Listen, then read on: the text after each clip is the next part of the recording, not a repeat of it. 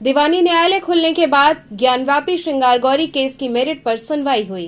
जिला जज अजय कृष्ण विश्वेश की अदालत में सोमवार से ज्ञानवापी श्रृंगार गौरी केस की मेरिट पर सुनवाई शुरू हुई। एक माह पहले मुस्लिम पक्ष की ओर से श्रृंगार गौरी के मूलवाद को खारिज करने के लिए दलीलें पेश की गई थीं।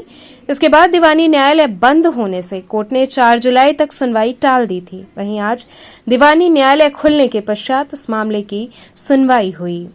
माननीय डिस्ट्रिक्ट जज के साहब के सामने इस मामले की सुनवाई थी। मेंटेनेबिलिटी के इशू पे, ऑर्डर 7 रूल 11 के इशू पे मुस्लिम साइड ने अपने आर्गुमेंट्स किए हैं।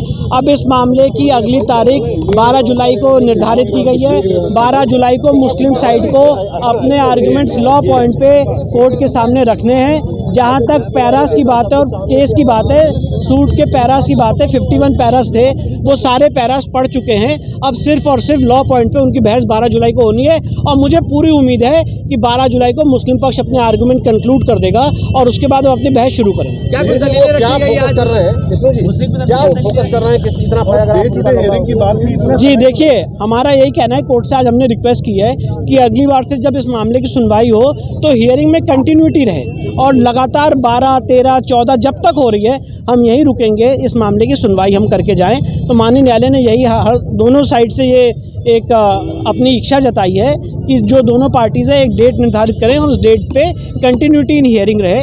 और इसीलिए आज सबकी कन्वीनियंस को देखते हुए कोर्ट ने 12 जुलाई की निर्धारित की है। क्या कुछ दलीलें आज रखी गई? देखिए, आज मुस्लिम साइड का ये कहना था कि ये जो केस है ये चलने लायक योग्य नहीं है, इसमें कोई तथ्य नहीं है, विजिबल इनविजिबल डेटीज़ की बात कही गई है, बीके मुखर्जी के हिंदू लॉ में ऐसा कोई थीम नहीं है, सुप्रीम कोर्ट के जजमेंट से बार्ड है। इन सारी बातों पे उन्होंने बहस रखी है।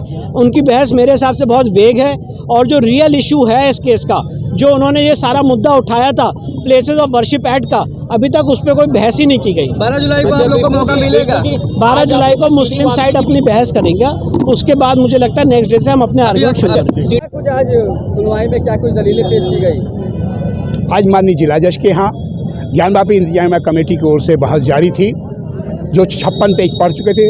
उसके आगे बढ़ते हुए आज उनकी पूरी दलील पूरी हुई, लेकिन उसमें उन दलीलों में कई ऐसे बिंदु रखे गए जो कि हिंदू समाज के दावा को खारिज करने योग्य वो बता रहे थे। पहला वो ये कह रहे थे कि यह दावा ही गलत है, क्योंकि इसमें जो है वक्फ प्रॉपर्टी है और इस वक्फ प्रॉपर्टी है, ज्ञानवापी मस्जिद है, इसे जो है और इसलिए इसको मस्जिद ही माना जाएगा।